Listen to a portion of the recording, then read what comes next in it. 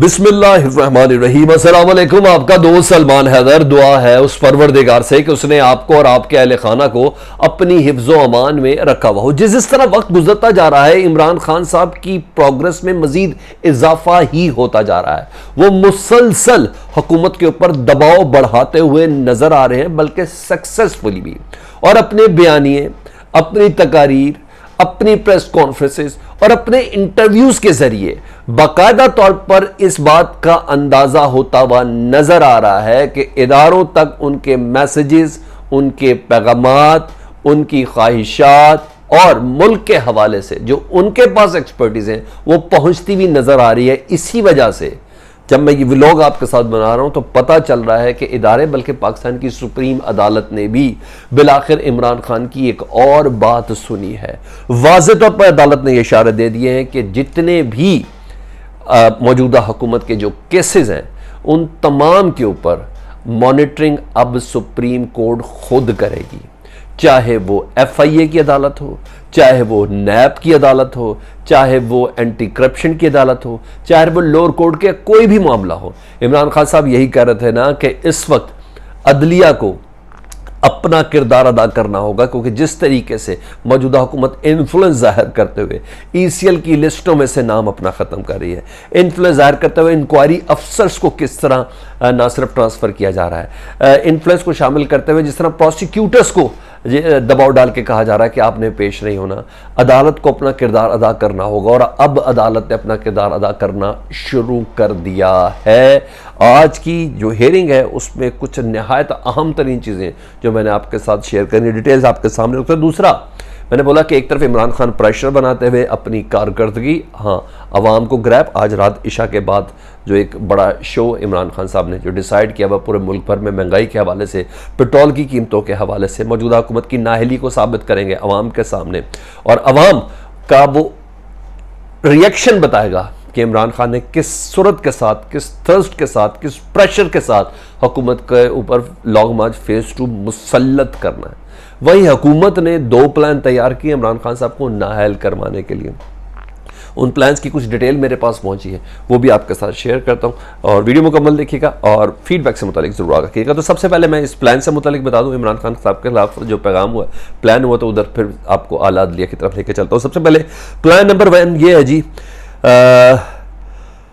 ECL से जी इमरान खान साहब ने जो एक पॉइंट लेके चले थे उसमें एक स्टॉप लिस्ट के अंदर इमरान खान साहब के हवारियों के नाम भी आए थे, जिस पे पाकिस्तान तहरीक के सामने शदीद दबाव भी डाला था।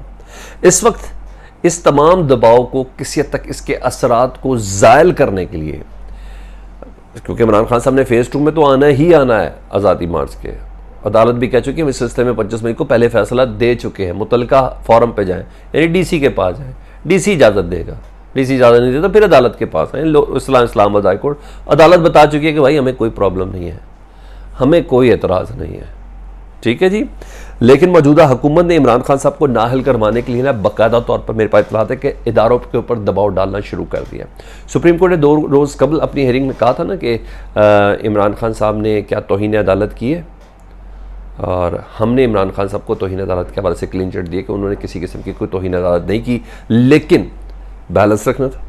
तो सुप्रीम कोर्ट ने बाकायदा तौर पर इदारों को डायरेक्शन दी थी, FIA की DG को दी थी, ISI को दी थी, MI को दी थी, IB को दी थी कि जनाब आपने, सेक्रेटरी दाखिला को दी थी कि आपने बताना है कि क्या इमरान खान साहब ने अदालत के अहकामात को वायलेट किया है या नहीं किया। तो मौजूदा हुकूमत स्पेशली वजारत दाखिला की जानिब से मेरे पास ये इत्तलात है कि बाकायदा तौर पर इदारों के ऊपर दबाव डाला जा रहा है कि वो साबित करें, वो अपनी रिपोर्ट में साबित करें कि इमरान खान ने 25 मई को या 26 की सुबह, जिस वक्त इमरान खान साहब उधर पहुँचे थे जनाब न्यू में, क्या उन्होंने अदालती अहकामात की वायलेशन की थी, क्या तौहीन अदालत उन्होंने की थी या नहीं की थी।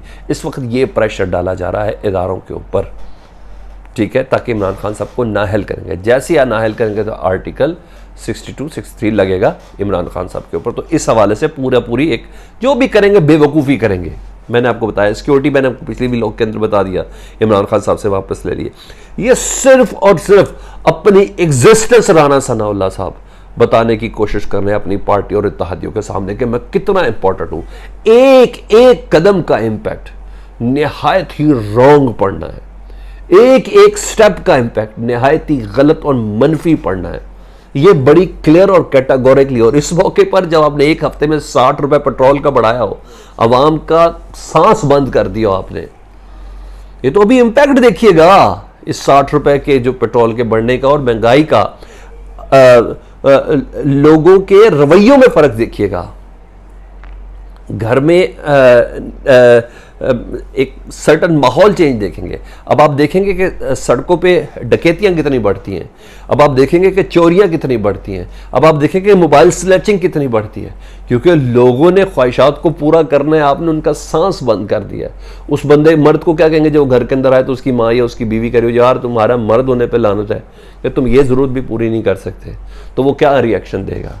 हर कोई इतना सिविलाइज तो नहीं है। तो अभी ये जो पेट्रोल की कीमतें और ये महंगाई का भी इम्पैक्ट पड़ना है, अभी तो आपको अंदाजा होगा। मैं लिख के दे रहा हूँ, मैंने बोला कि मैं हूँ इस तरह की फैमिली से, तो मैंने ये इन्वेस्टिगेशंस भी देखी हुई।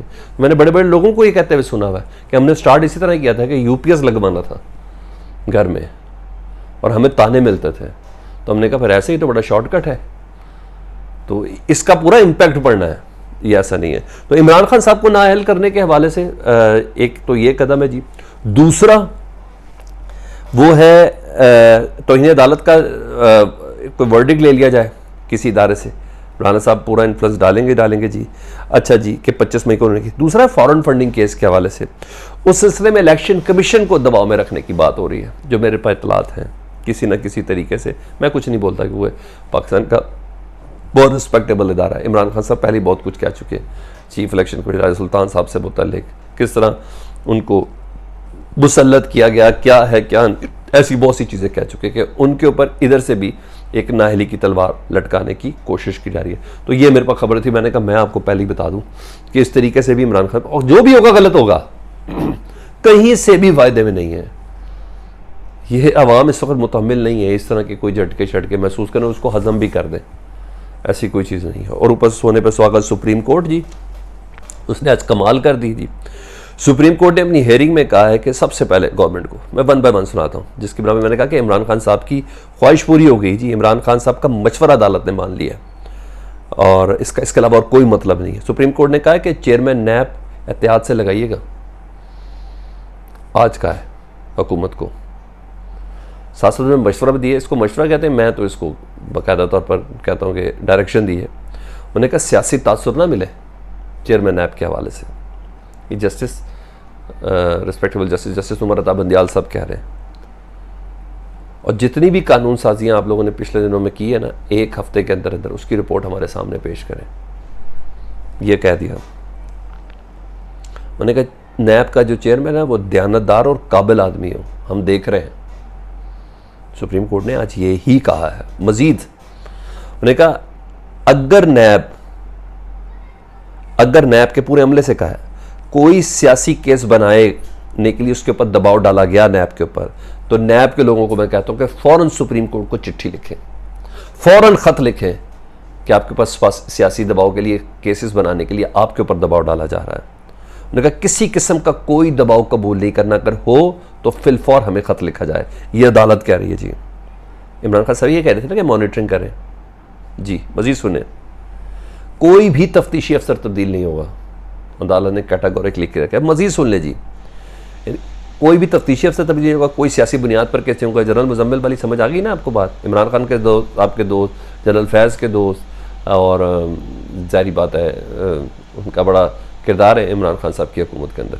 तो जैसे चेयरमैन नैब गए उसी दिन ही उनके ऊपर इंक्वायरी खड़ी होगी और जून में 6 जून को उनको पेश होने का हुक्म भी दे दिया गया। तो लेकिन बहरहाल अदालत इन तमाम चीज़ों को नोट करती हुई नजर आ रही है जी।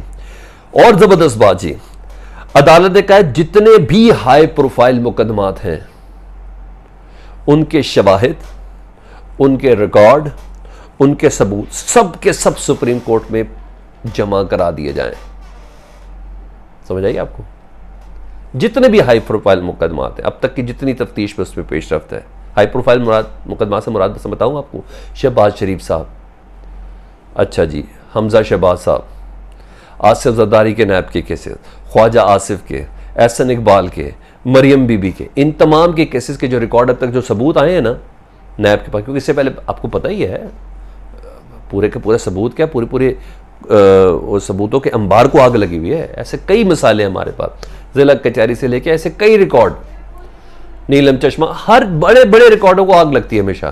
तो अदालत ने कहा नहीं, आप मेरे पास उसकी कॉपी जमा करा दें, ताकि अगर कहीं आग लगेगी ना तो हमसे आके कह लीजिएगा, हम आपको वो सबूत दे देंगे, हम आपको वो सबूत दे देंगे। तो अदालत आज इस हद तक इन्फ्लुएंशियल नज़र आई है जी। अच्छा जी, और इसके अलावा अदालत ने ये तमाम महकमा देते हुए कहा कि हाँ जी, लाहौर का जो डायरेक्टर FIA का, उसकी आप कर लें, लेकिन उसका कोई किसी तफ्तीश से कोई ताल्लुक नहीं होगा। उसकी थोड़ी इजाज़त भी उन्होंने दे दी है, कुछ चीज़ें अंडरस्टैंड भी की हैं। उन्होंने कहा क्या ऐसी मजबूरी आई थी, अदालत ने कहा है बड़ा था, क्या ऐसी मजबूरी थी, जल्दी क्या थी कि 444 नाम आपने ECL से निकाल दिए? हमें इसकी डिटेल बताएं, क्या ऐसी मजबूरी थी आपके पास, क्या ऐसी चीज़ थी? हाँ, वफाकी वज़ीर से मुतालिक उन्होंने मुफ्ता इस्माइल से कहा कि हाँ ECL से उनका नाम निकाला, वो तो खैर दाएँ बाएँ जा रहे हैं इस वक्त मुल्क की वजारत ख़जाना को देखने के लिए, बाकी 444 का क्या मामला है?